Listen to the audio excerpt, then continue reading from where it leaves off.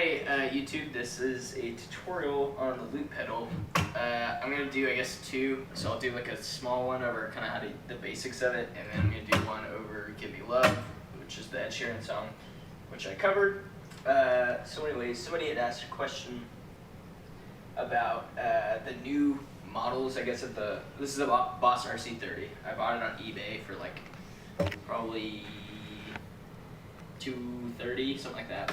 It's cheaper, it's like $300 new, so I mean I bought it used and I'm pretty happy with it.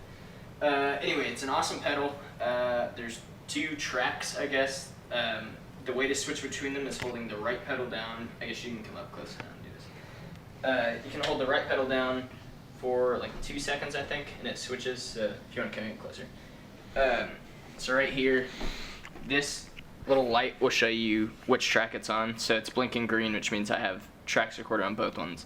And then you just hit play to play it. So left is play, and then right is stop if you have a track playing. And it only stops the one selected. So say I had both these, like that. It sounds really ugly, but hit that and it stops.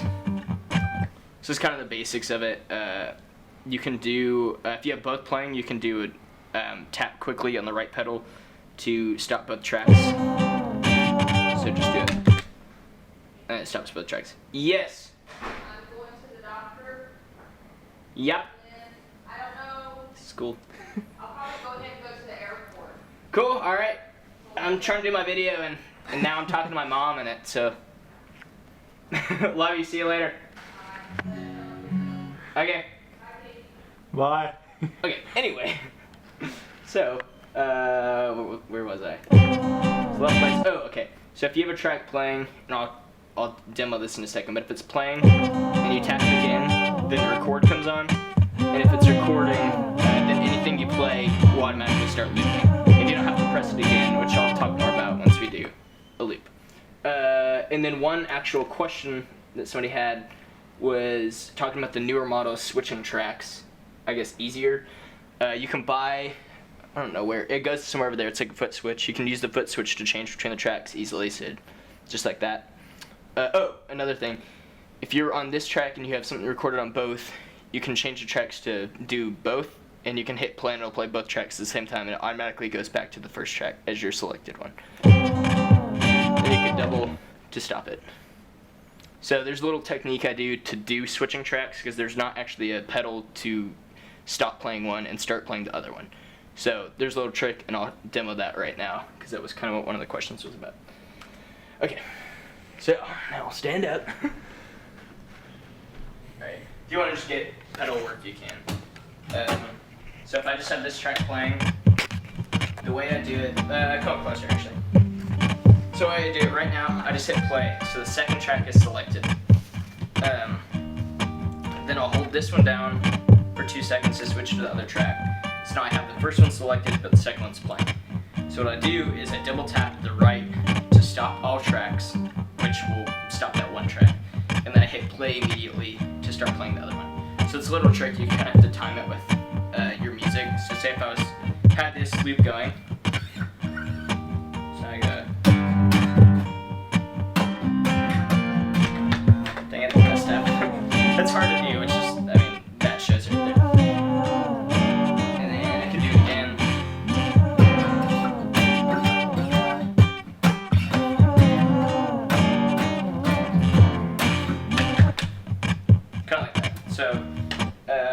Anyway, so it's kind of the basics. I'll do a demo thing now.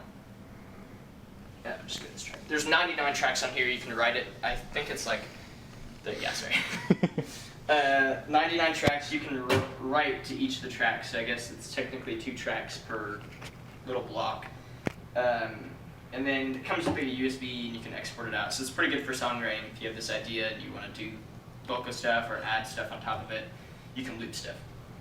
So the way the loops work is once you kind of want, so say I'm doing a loop that it's like 2 measures, so 1, 2, 3, 4, 2, 2, 3, 4, and that's the loop. Well then I'll want to start on 1, and so I'm just playing, and then you want to hit the pedal again on the next 1 count. So if you're like 1, 2, 3, 4, 2, 2, 3, 4, 1, and then it starts looping there. So then after that initial loop is created, any other time that it's recording, it's just going to build on top of that same keyframe. So you're not building separate loops and you're like, oh, okay, well now I have to make sure I hit the pedal at the same time. You don't have to do that once you make the initial one. So the initial one's pretty important. That one's got to be good time-wise. The other ones you can kind of, since you're just going with it, you're basically playing to it and it's looping automatically. So what's something, I don't know, something cool. So say we want to loop that. So we go.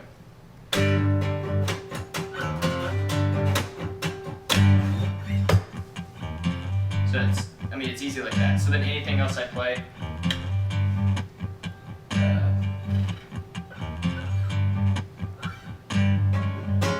that's like, okay, you can hold down the left pedal for 2 seconds to undo your last recording, which that was really ugly. So.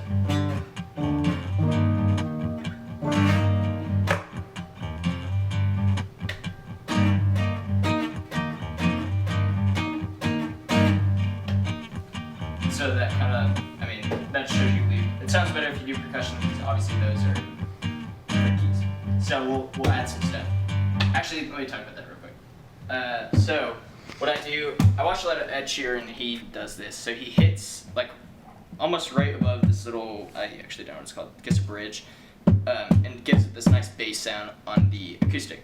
So depending on your setup, sometimes you have to hit it pretty hard to get a nice sound out of it, or sometimes pretty light. One time I was doing a live gig and I hit it and the speakers were like much louder than what I was used to. I also need to change these strings, they're really dirty. Anyway, I have ADD. So, so it was like way louder than I was supposed to and I thought I was going to blow the speakers. It was kind of scary. Because back here I have to hit it pretty hard. So be aware of that, but that's kind of your bass drum. And then what Ed Sheeran does, he does this flick. And for a long time I was just having to use a pick to do it and it was hurting my hands, but once you do it, it's just like making a fist just like this, and then you're just flicking straight across and you're muting up here. So it gives you like a nice snare drum kind of sound. So.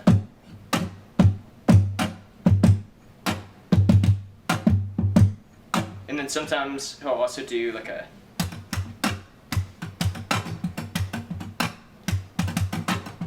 so if you want less of a bass in it, you can do that, and then you could add bass after, kind of thing. So say we take this same loop and we want to start adding some percussion to it.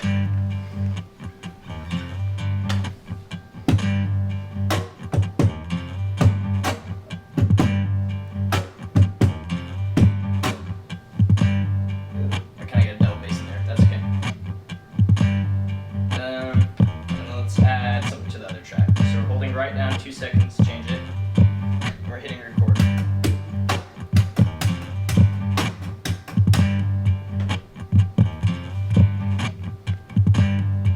It's probably one of the worst loops I've made, so this is cool. Let's do. Yeah, so I made this yesterday. This one was kind of cool. Teach you how to do this one.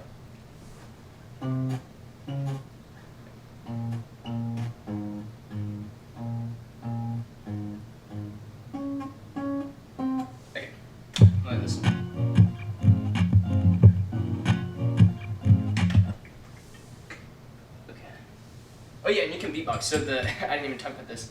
The vocal mic also goes in there, so you can have instrument, which at stereo you can have 2 plugged into there. I just use mono, so I really don't know how stereo works. And then you can have XLR microphone.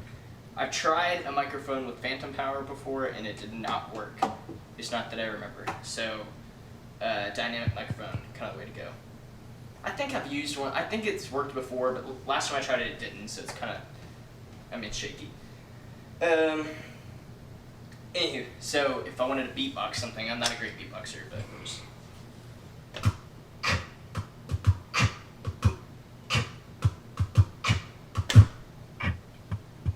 So you just do something simple like that.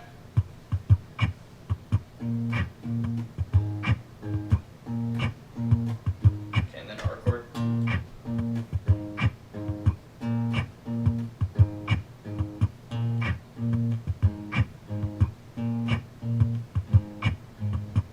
And that one will want to keep going. When I don't press the pedal again, you can just keep going.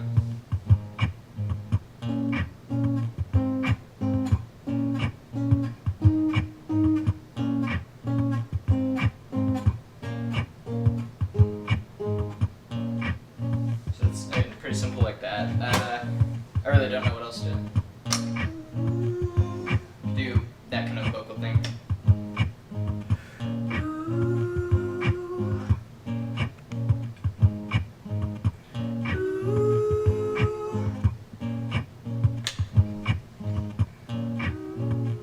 So something like that, okay. Satisfied with that. So, the final thing I'll teach in this little basics thing. Another note, I always turn on, usually when I do just vocal stuff and I don't need my guitar, I'll turn on my tuner just to kind of use it as a mute. So say if I hit something like that, it wouldn't get into the loop. Because then that's not great if you ruin your entire loop based on something like that. So usually, somebody had asked me about it before, usually I'll turn this on and off as I want that kind of muted. And then come over here. So the last thing with the pedal is if you hit the right and left at the same time, you can clear it. So somebody had told me once to clear it, you got to press this pedal and that one. So what they told me to do was use both feet, and I was like, I can't play and do that motion at the same time. So one of my friends told me, because I was just being stupid, that I could just put my foot up sideways and clear it. So you just do just like that, and it blinks clear, and then the green light's gone now.